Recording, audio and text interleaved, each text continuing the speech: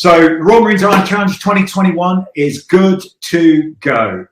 And course is set up. We've got a really good group of entrants. The weather looks pretty good. And we are ready to rumble. So what we thought we'd do is just talk about these basic areas. What's it all for?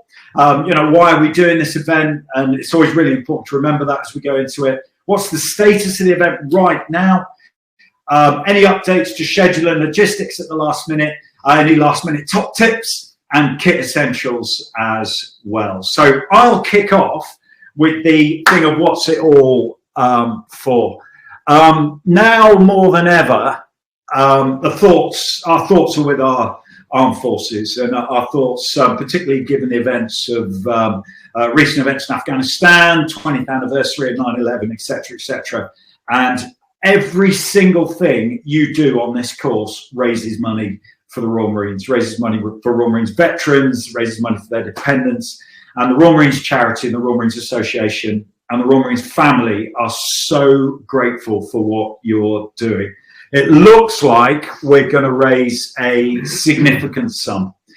We've got INEOS supporting us, we've got Planet X, we've got local companies as well, but probably just as significantly, we've got you raising money. Every swim stroke, every turn of the pedals, every step you take is helping support Royal Marines veterans and their families. And I know I speak on behalf of the charity when I say they are so grateful for the input. I think we're looking at about £30,000 at the moment, but we'll probably smash that. I think we'll go through to 40k or so, and every penny really does count. So thank you so much for that. Got a little video which I'm going to show you now. It's from Tam. My wife is just doing the run section, run/walk section, but I think she summed it up really well when she talked about what it was all for. So here's a little video just to sort of hopefully inspire you, and thoughts of Tam about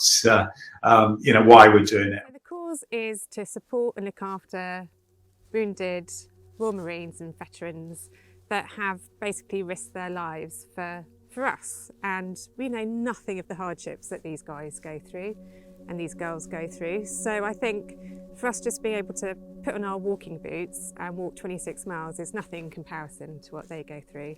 So it's really kind of inspiring for us to think we can just raise a bit of money, to say thank you, and join in with the day.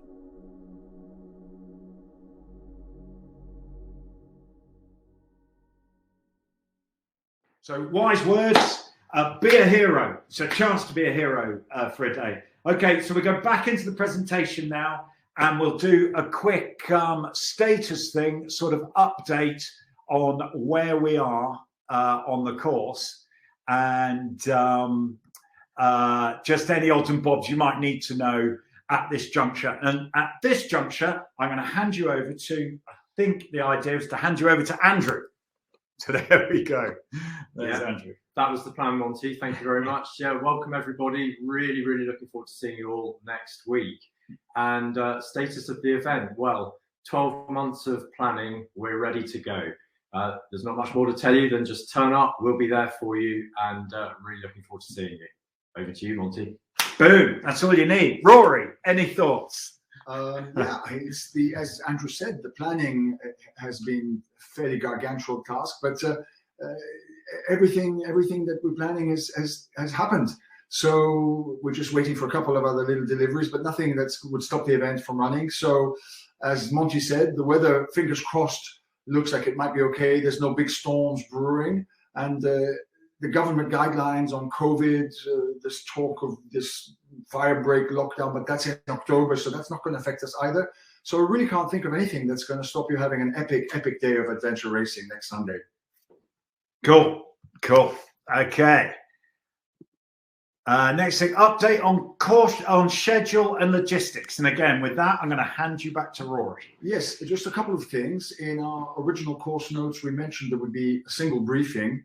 But in fact, we decided to shift the briefing location from Race HQ, which is at Blackpool Sands on the beach almost, to the Stoke Fleming Village Hall, because we realized that our projector and our microphones and things weren't going to really create a clear enough sound and vision for you to really be briefed correctly the way we wanted to. And because of the COVID guidelines, the space we have is relatively limited, and therefore we're having 2 briefings.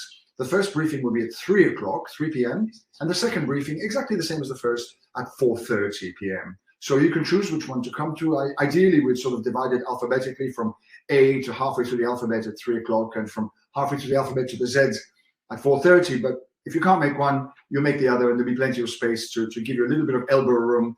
But I am afraid that, and this is not a political statement, but we are insisting that people wear masks, because it's a small space, it's confined, and there could be 50 or 60 people in the room, and therefore I'm afraid you're going to have to wear a mask to attend those briefings. And and yesterday, as Andrew and I were laying out the course markings for the cyclists and for the motorists, in particular to warn the motorists that you're going to be on those roads, we came across some roadworks. This is a little bit upsetting us, because we had been assured that there were none, but in fact they popped up like mushrooms. They just popped up near the Sainsbury's as you approach Dartmouth. Just before the Sainsbury's, there's a temporary traffic lights, which is going to affect all of you. But as I said, it affects all of you. So it's not just you that's being held up, but it's your competitors as well. So it's a zero-sum game, and you get 2 minutes every lap to take a little rest, maybe stretch your legs, take on some extra nutrition and some fluids. So take it philosophically. It's only 8 minutes in total. If you get caught in 4 red lights, it's going to be 8 minutes off your time, which in the scale of things of a 17, 18-hour day is not that much. So there's nothing we can do about it. We've inquired to see whether those can be removed, but they can't. So I'm very sorry about that, but temporary roadworks near the Sainsbury's. I think that's about it. 2 briefings and temporary roadworks. And a quick thing about the briefing thing. When you register at Race HQ, you'll be given clear instructions about how to get to the village hall. It's really easy. It's one road. It's either a 10-minute walk away or a 2-minute drive. And all we're doing is adding 1 additional briefing at 3 o'clock, as opposed to the original briefing at 4:30. And the idea is just to ease numbers a little bit in the hall. It's also in your race manual as well, the village hall location. So it's so easy to get to. Don't worry, it's an absolute piece of cake. But if you don't fancy walking up the hill from Blackpool Sands to the village hall, you can always drive there. There's parking outside the village hall. So, Andrew, any other thoughts? Yeah, Monty will carry you there if necessary. Of course. And I totally agree, by the way, with Rory's point about those temporary roadworks. A little bit annoying because we were told there weren't any roadworks on the course, but treat it. It's going to be the same for everyone. Be zen about it and treat it as a little 2-minute break. And that's all it'll be. Just be held at a traffic light for a couple of minutes, get a drink, get some food down your neck, have a little stretch, stretch your neck out, and then you're off again. And it'll be the same for every single person. Every single person have to do it. It's just a nice look forward to it, if anything. So, okay, that's any other changes we'll pass on during the briefing, obviously. Last minute top tips. So you're a week away. Is there anything that we need to pass on to you? Now, either side of me are massively experienced iron athletes. So I'm going to pass it on to them first, and then I'm going to give you my thoughts as a newbie who was trembling in your shoes at this time last year. So I'll go on to Rory first for any last-minute top tips. Well, my number 1 top tip for the final week before a big race like this is rest. Take it easy. Any sort of training you do this week is going to cost you time. It's not going to win you any time. If you get to the big day with tired, heavy wooden legs, you're going to be slower. So enjoy the weekend off. Don't do anything big today, Sunday. Don't do anything big this week. Just take time with your kids, with your family, put your feet up, get some massages if you can, an ice bath if you're a masochist, lots of food, lots of nutrition, kick back, relax, enjoy. You've got this. You're going to smash it. Perfect. There you go, Andrew. Okay, couple of top tips. Do not leave your kit assembly to the last day. Get on with it right at the beginning of this week. Make sure you've got everything you need to do this race. And by doing that, it will take a lot of stress out of the rest of the week and relax in the knowledge that you're properly organized. And my other top tip, which comes from a bit of experience from last year, is it goes without saying that your bike will be well serviced and in good shape, but make sure that your bike chain is well oiled, and make sure you've got some oil on the circuit, because just in case, if you get a dry chain on one of those laps, it's going to make it very miserable. Over to you, Monty. Perfect. And as a total newbie to this last year, any nerves you're feeling are completely normal. Everyone thinks they're undertrained. Everyone thinks they're underprepared.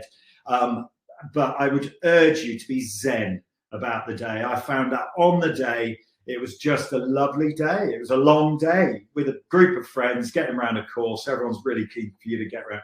Be zen. That is the way to approach this. Take it easy. Go steady. You are ready. You know, that's me and Andrew, by the way, cycling behind Martin Johnson, British Lions legend. So in a perfect world, find Martin Johnson as well as cycle behind him. It's the equivalent of cycling behind a lorry, basically. But that, I think, would be my top tip. Honestly, be zen. You are ready. You are ready. And just take it easy on the day. The other thing I'll say very briefly is I was nervous about, would I get it right? Logistics, registration, would I go to the right place? Get yourself and your kit to Blackpool Sands and we will take care of the rest.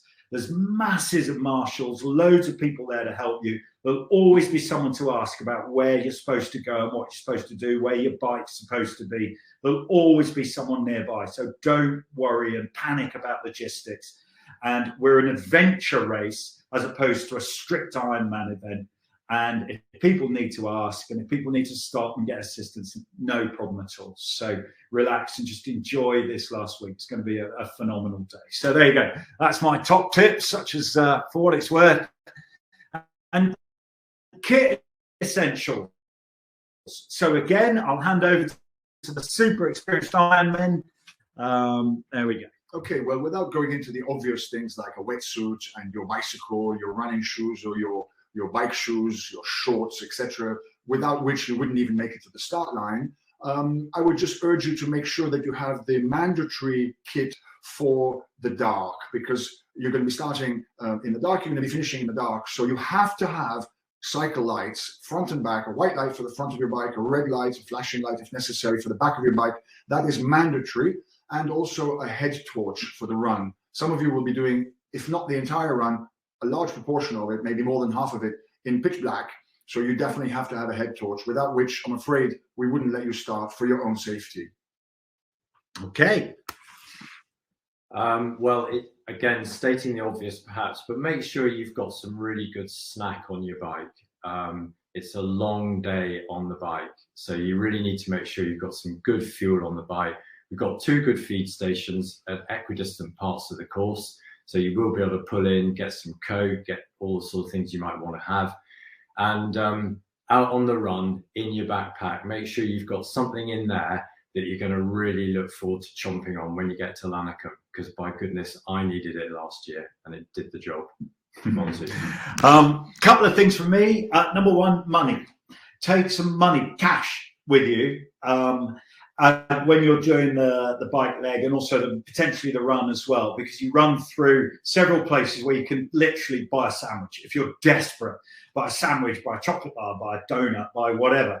But just a little bit of cash is obviously a good idea. And in terms of visibility, the bike route, we're not closing the roads, several narrow lanes. A high visibility is a pretty good idea on the bike route. All comes in with that Zen thing as well. You know, as I said, just going easy. You're going to get slowed down by a tractor every now and then. You're going to have to stop for a camper van. You're going to have to. You're Zen. It doesn't bother you at all. It's happening to everyone. But it's good to have a bit of high vis as well, whether that's just your helmet or an armband or whatever. You know, there's a high vis thing just to make sure everyone sees it. So those are my 2 tips: a bit of cash and a bit of high vis stuff on the bike. So, okay, moving on to the final thing. Right, there's 2 people in this picture. One of them only did the run leg and the other one did the whole thing. Guess which one did the whole thing? The man in blue, the broken ruin of a man in blue did the whole thing. But I think we are all agreed on this. You'll smash it. You know, conditions are looking pretty good. It's a wonderful, wonderful course. Everyone who did it last year said it was the best iron distance course they'd ever done. It was the best day, the best spirit, the best occasion, knowing who you're raising money for, the support that was received all the way along, and you're running along and cycling along one of the most beautiful stretches of coastline in the world. So you will smash it. Just go out there and enjoy yourself. So I'll hand you over to Rory for any wise final words. Yeah, trust in your training. You know, you've put the miles in, you've done the months and months of training leading up to this. So just trust your training. You will smash it. You're going to have the best day of your life. And you'll remember this in 30 years' time. You'll remember this weekend for the rest of your lives. And Andrew, any thoughts? Well, as Rory says, you've done all the hard work. So now put a big smile on your face. Look forward to this event. Really, really enjoy it. And when you're in the water swimming, just think it's a swim. When you get on the bike, just think it's a bike. Don't think about what's to come. It all just ticks into place and the job gets done. Good luck. So I love it. All the best from the three of us.